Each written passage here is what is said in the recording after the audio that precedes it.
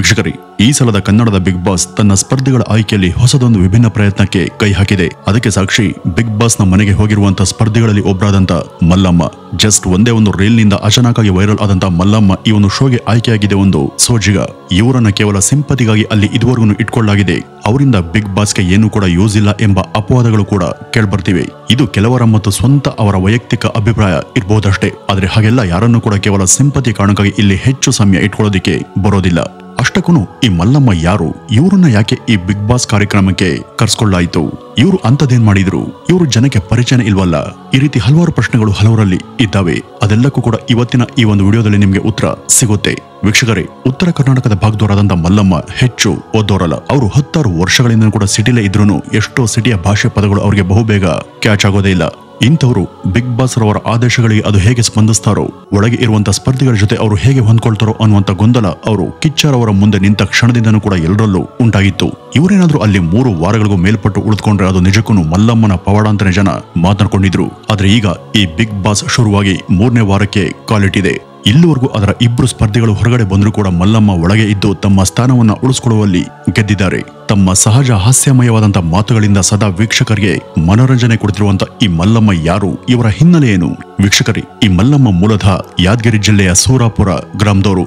58 ವರ್ಷ ವಯಸ್ಸಿನ ಮಲ್ಲಮ್ಮ ತಮ್ಮ ಜೀವನದ ಹೆಚ್ಚಿನ ಸಮಯ ಕಳೆದದ್ದು ಇಲ್ಲಿನೇ. ಹಾಗೆ ನೋಡಿದ್ರೆ ಇವರ ಸ್ವಂತ ತವರು ಹಾವೇರಿ ಜಿಲ್ಲೆ. ಇವರು ಟೀನೇಜ್ ನಲ್ಲಿ ಮದುವೆ ಆದಾಗ ಅಲ್ಲಿಂದ ಬಿಜಾಪುರದ ಸಿಂದಗಿಗೆ ಬರ್ತಾರೆ. ಇದು ಅವರ ತಾಯಿ ಗೋವಿಂದಮ್ಮನವರ ತವರು ಮನೆ ಇದ್ದಂತ ಸ್ಥಳ. ಇವರ ತಾಯಿ ತಂದೆಯ ಒಟ್ಟು 6 ಮಕ್ಕಳಲ್ಲಿ ಈ ಮಲ್ಲಮ್ಮ ಕೂಡ ಒಬ್ರು. ತೀವ್ರ ಬಡತನದ ಕುಟುಂಬದಲ್ಲಿ ಜನಿಸಿದಂತ ಅವರು ತಾನಿನ್ನೂ 2-3 ವರ್ಷ ಮಗು ಇದ್ದಾಗಲೇ ತಂದೆಯನ್ನ ಕಳೆದುಕೊಳ್ತಾರೆ. ತಂದೆ ಹೋದ ನಂತರ ಇವರ ಮನೆ ಜವಾಬ್ದಾರಿ ಹೊತ್ತಿದ್ದು ಇವರ ಹಿರಿಯಣ್ಣ. ಇವ್ರ ಮನೆಯಲ್ಲಿ ಆರ್ಥಿಕ ಸಮಸ್ಯೆಗಳಿಂದಾಗಿ ಯಾರು ಕೂಡ ಹೆಚ್ಚು ಓದೋದಿಕ್ಕೆ ಸಾಧ್ಯ ಆಗಿಲ್ಲ. ಇವರಣ್ಣ ಗಾರೆ ಕೆಲಸ ಮಾಡ್ತಾ ಬಂದಂತ ಅಲ್ಪ ಸ್ವಲ್ಪ ಕೂಲಿ ಹಣದಲ್ಲಿ ಸೋದರ ಸೋದರಿಯರನ್ನ ಸಾಕ್ತಾ ಇದ್ರು. ಮಲ್ಲಮ್ಮ ಹಾಗೂ ಮನೆಯ ಇತರರು ಕೂಡ ಅಲ್ಲಿ ಇಲ್ಲಿ ಕೂಲಿ ಕೆಲಸ ಮಾಡ್ತಾ ಜೀವನವನ್ನ ಸಾಗಿಸ್ತಿದ್ರು. ಇನ್ನು ಈ ಮಲ್ಲಮ್ಮ ತನ್ನ 15ನೇ ವಯಸ್ಸಲ್ಲಿಯೇ ಹಿರಿಯರ ನಿರ್ಧಾರದ ಮೇರೆಗೆ ಮದುವೆ ಆಗ್ತಾರೆ.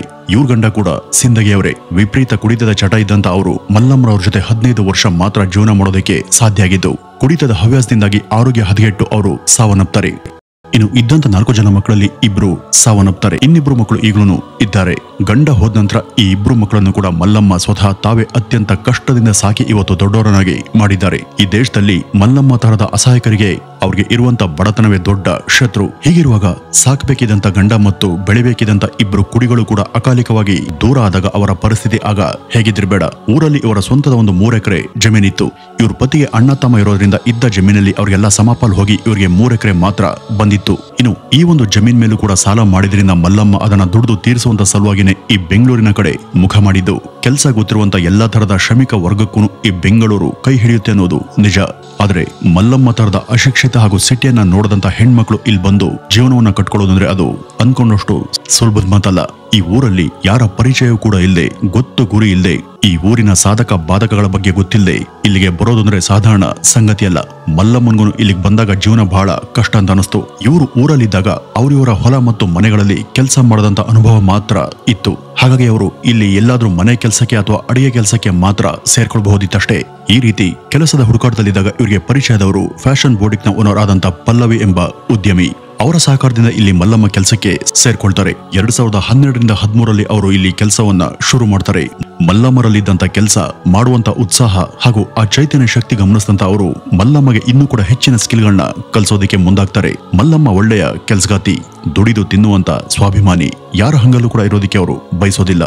ಹೊಸ ವಿಷಯದ ಕಲಿಕೆಯಲ್ಲಿ ಸದಾ ಆಸಕ್ತಿ ತೋರುವಂತ ಅವರ ಚುರುಕು ಮಾತುಗಳು ಯಾರನ್ನಾದ್ರೂ ಆಕರ್ಷಿಸ್ತವೆ. ಪಲ್ಲವಿ ಅವರ ಜೊತೆ ಅವರ ಒಡನಾಟ ಉತ್ತಮವಾಗಿ ರೂಪುಗೊಳ್ಳುತ್ತೆ. ಮಲ್ಲಮ್ಮ ಟೈಲರಿಂಗ್ ಕಲಿಯೋದಕ್ಕೆ ಪ್ರೋತ್ಸಾಹ ಮಾಡದಂತ ಪಲ್ಲವಿ ಅವರು ಮಲ್ಲಮ್ಮಗೆ ಬೇಕಾದಂತ ಸಹಾಯ ಮಾಡೋದಕ್ಕೆ ಸದಾ ಸಿದ್ಧ ಇರುವಂತವರು. ಅವರ ಸಹಕಾರದಿಂದ ಬಟ್ಟೆ ಹೊಲಿಯುವಂತ ಯಂತ್ರದ ಮೂಲಕ ಬಟ್ಟೆ ಹೊಲಿಯೋದನ್ನು ಕೂಡ ಮಲ್ಲಮ್ಮ ಕಲಿತಾರೆ. ಈ ಬೋಟಿಕ್ಕೆ ಬರೋರಿಗೆ ಕಾಫಿ, ಟೀಯನ್ನ ಸರ್ವ್ ಮಾಡೋದು, ಕ್ಲೀನ್ ಮಾಡೋದು, ಗಿಡಗಳಿಗೆ ನೀರನ್ನ ಹಾಕೋದು ಮುಂತಾದ ಕೆಲಸಗಳ ಬಾಧ್ಯತೆ ವಹಿಸಿಕೊಂಡಂತ ಮಲ್ಲಮ್ಮ ನಂಬಲರ್ಹ ವ್ಯಕ್ತಿ ಹಾಗೂ ನಿಷ್ಠಾವಂತ ಕೆಲಸಗಾತಿಯಿಂದ ಹೆಸರು ಪಡಿತಾರೆ. ಯಾರೇನೇ ಕೇಳಿದ್ರು ಕೂಡ ತಲೆ ತುಂಬ ಸೆಗನ್ನ ಹೊತ್ಕೊಂಡು ನಗು ಮುಖದಲ್ಲೇ ಮಾತನಾಡುವಂತ ಮಲ್ಲಮ್ಮ ಮೊದಲ ನೋಟಕ್ಕೆ ಜನಕ್ಕೆ ಇಷ್ಟ ಆಗುವಂತ ವ್ಯಕ್ತಿತ್ವ ಇರುವಂತ ಸೃಜನಶೀಲ ಮಹಿಳೆ. ಬದುಕಲ್ಲಿ ಈಕೆ ಪಡೆದುಕೊಂಡಿದ್ದಕ್ಕಿಂತ ಕಳೆದುಕೊಂಡದ್ದೇ ಜಾಸ್ತಿ. ಗಂಡ ಮಕ್ಕಳು ಹೋದ್ರೂ ಕೂಡ ಬದುಕುವಂತ ಉತ್ಸಾಹವನ್ನು ಕಳೆದುಕೊಳ್ಳದಂತ ಅವರು ನಿಜಕ್ಕೂ ಒಬ್ಬ ನಿಚ್ಚಳ ಆಶಾವಾದಿ. ಮಲ್ಲಮ್ಮ ಈಗ ಸಾಮಾನ್ಯ ವ್ಯಕ್ತಿ ಅಲ್ಲ. ಆಕೆ ಒಬ್ಬ ಸೋಷಿಯಲ್ ಮೀಡಿಯಾ ಇನ್ಫ್ಲುಯೆನ್ಸರ್. ಅವರದೇ ಆದಂತ ಒಂದು ಸ್ವಂತ ಸೋಷಿಯಲ್ ಮೀಡಿಯಾ ವಾಹಿನಿ ಕೂಡ ಇದೆ. ಅದರಲ್ಲಿ ಅವರ ಅನೇಕ ತಮಾಷೆ ವಿಡಿಯೋಗಳನ್ನು ಕೂಡ ನೀವು ನೋಡಬಹುದು. ಇನ್ಸ್ಟಾಗ್ರಾಮ್ ಮತ್ತು ಯೂಟ್ಯೂಬ್ ಸೇರಿದಂತೆ ಅವರು ಹಲವು ಸೋಷಿಯಲ್ ಮೀಡಿಯಾಗಳಲ್ಲಿ ತಮ್ಮ ವಿಡಿಯೋಗಳನ್ನ ಅಪ್ಲೋಡ್ ಮಾಡ್ತಾರೆ. ಅವರ ಸುಪ್ರಸಿದ್ಧ ರೀಲ್ಸ್ ಆದಂತ ಲೆಮನ್ ಟೀಯ ವಿಡಿಯೋ ಅವರನ್ನ ಇಲ್ಲಿ ಮೊದಲ ಸಲ ಮುನ್ನೆಲೆಗೆ ತರುತ್ತೆ. ಇವರ ಓನರ್ ಇವರಿಗೆ ಅಲ್ಪ ಸ್ವಲ್ಪ ಇಂಗ್ಲಿಷ್ ಭಾಷೆ ಹಾಗೂ ಅದರ ಕೆಲ ಕಾಮನ್ ಪದಗಳನ್ನ ಹೇಳ್ಕೊಟ್ಟಿದ್ದಾರೆ. ಯಾಕೆಂದ್ರೆ ಅಲ್ಲಿಗೆ ಬಂದು ಹೋಗೋರ ಜೊತೆ ಮಾತಾಡೋದಕ್ಕೆ ಹಾಗೂ ಹೇಳುವಂತ ಮಾತುಗಳು ಇವರಿಗೆ ಅರ್ಥ ಆಗ್ಲಿ ಅಂತ. ಈ ಮಲ್ಲಮ್ಮನಿಗೆ ಉತ್ತರ ಕರ್ನಾಟಕದ ರಗಡ್ ಭಾಷೆ ಹೊರತಾಗಿ ಬೇರೆ ಯಾವುದೇ ಭಾಷೆ ಸ್ಪಷ್ಟವಾಗಿ ಬರೋದಿಲ್ಲ. ಇಂಗ್ಲಿಷ್ ಭಾಷೆ ಬಿಡಿ, ಅವ್ರಿಗೆ ಬೆಂಗಳೂರು ಮೈಸೂರು ಭಾಗದ ಸಿಟಿ ಕನ್ನಡ ಕೂಡ ಬೇಗ ಅರ್ಥ ಆಗೋದಿಲ್ಲ. ಅವರು ಕೆಲ ಇಂಗ್ಲಿಷ್ ಪದಗಳನ್ನ ಅವರದೇ ಶೈಲಿಯಲ್ಲಿ ಉಚ್ಚಾರಣೆ ಮಾಡ್ತಾರೆ. ಬಿಗ್ ಬಾಸ್ಗೆ ಹೋದ ನಂತರ ಅಂತೂ ಅವ್ರಿಗೆ ಇನ್ನೂ ಕೂಡ ಅಭಿಮಾನಿಗಳ ಸಂಖ್ಯೆ ಜಾಸ್ತಿ ಆಗಿದೆ. ಈಗಂತೂ ಯಾವುದೇ ಆಡಂಬರ ಹಾಗೂ ನಾಟಕೀಯತೆ ಇಲ್ಲದಂತ ಹಳ್ಳಿ ಸೊಗಡಿನ ಇಂಥ ಮುಗ್ಧ ಜನ ಒಂದು ಸಲ ಸಿಟಿಗೆ ಬಂದು ಇಲ್ಲಿಯ ರಿಯಾಲಿಟಿ ಶೋಗಳ ಸಹವಾಸಕ್ಕೆ ಬಿದ್ದರೆ ಅವರ ವರಸೆ ಏಕಾಏಕಿ ಬದಲಾಗಿ ಹೋಗುತ್ತೆ.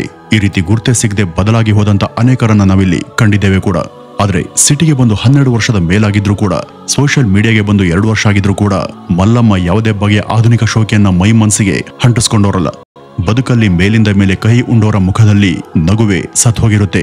ಆದ್ರೆ ಅಷ್ಟೆಲ್ಲ ನೋವಿದ್ರು ಕೂಡ ಈ ಮಲ್ಲಮ್ಮರ ಮುಖದಲ್ಲಿ ಅವತ್ತಿಂದ ಇವತ್ತಿನವರೆಗೂ ಮಾಸದೆ ಉಳಿದಿರುವಂತ ಏಕೈಕ ಸಂಗತಿ ಅಂದರೆ ಅದು ಅವರ ಮುಖದ ನಿಚ್ಚಳ ನಗು. ಅದೇ ಅವರ ನಿಜವಾದ ಆಸ್ತಿ ಅಂತ ಹೇಳ್ಬಹುದು.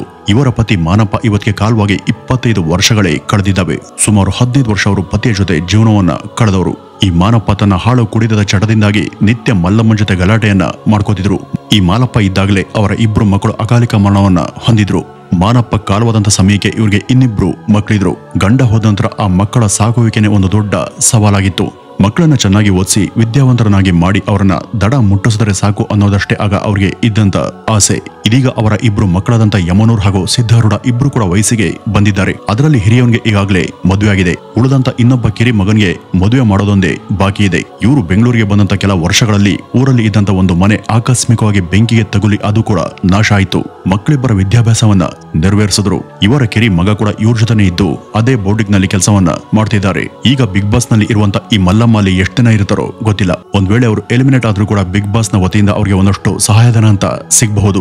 ವೀಕ್ಷಕರೇ, ಇದಿಷ್ಟು ಈ ಮಲ್ಲಮ್ಮನ ಬದುಕಿನ ಪ್ರವರ. ಹಾಗೆ ನೋಡಿದ್ರೆ ಇದು ಕೇವಲ ಒಬ್ಬ ಮಲ್ಲಮ್ಮನ ಕಥೆ ಅಲ್ಲ. ನಮ್ಮಲ್ಲಿ ಇಂಥ ಅದೆಷ್ಟೋ ಜನ ಇದ್ದಾರೆ. ಈ ಒಂದು ವಿಡಿಯೋ ನೋಡ್ತಿರೋರಲ್ಲಿ ಹೆಚ್ಚಿನವರ ತಾಯಿ ಅಥವಾ ಅಜ್ಜಿಯವರು ಇಂಥದ್ದೇ ಜೀವನವನ್ನ ಕಳೆದವರು. ಗಂಡ ಹೋದ ನಂತರ ಅವರು ಇನ್ನೊಂದು ಮದುವೆ ಆಗಬಹುದಿತ್ತು. ಆದ್ರೆ ಮಕ್ಕಳಿಗಾಗಿ ಅವರು ಈ ಒಂದು ನಿರ್ಧಾರವನ್ನ ತಗೊಳ್ಳಿಲ್ಲ. ಮಕ್ಕಳನ್ನ ಸಾಕೋದು ಕಷ್ಟ ಅಂತ ಅವರನ್ನ ಅನಾಥರಂತೆ ಬಿಟ್ಟು ಜವಾಬ್ದಾರಿಗೆ ವಿಮುಖರಾಗ್ಲಿಲ್ಲ. ಧೈರ್ಯಂ ಸರ್ವೋತ್ರಂ ಸಾಧನಂ ಅನ್ನುವಂತ ಹಾಗೆ ಅವರು ಬದುಕನ್ನ ಒಬ್ಬರೇ ಎದುರಿಸಿ ನಿಂತರು. ಇದೇ ರೀತಿ ಇವತ್ತು ನಮ್ಮ ನಾಡಲ್ಲಿ ಹಲವಾರು ಹೆಣ್ಮಕ್ಳು ಇಂಥ ಕಷ್ಟಗಳನ್ನ ಎದುರಿಸಿ ತಮ್ಮ ಮಕ್ಕಳನ್ನ ಇವತ್ತು ಚೆನ್ನಾಗಿ ಓದಿಸಿ ಅವ್ರ ಜೀವನದಲ್ಲಿ ಒಂದು ಸ್ಥಾನಕ್ಕೆ ಬರೋದಕ್ಕೆ ಸಾಧ್ಯ ಆಗೋ ರೀತಿ ಮಾಡಿದ್ದಾರೆ. ಅಂತ ಎಲ್ಲ ತಾಯಂದಿರಿಗೂ ಇವತ್ತಿನ ಈ ಒಂದು ವಿಡಿಯೋ ಅರ್ಪಣೆ ಅಂತ ಹೇಳ್ತಾ ಇವತ್ತಿನ ಈ ಒಂದು ವಿಡಿಯೋವನ್ನ ಇಲ್ಲಿಗೆ ಮುಗಿಸೋಣ. ನಮಸ್ಕಾರ.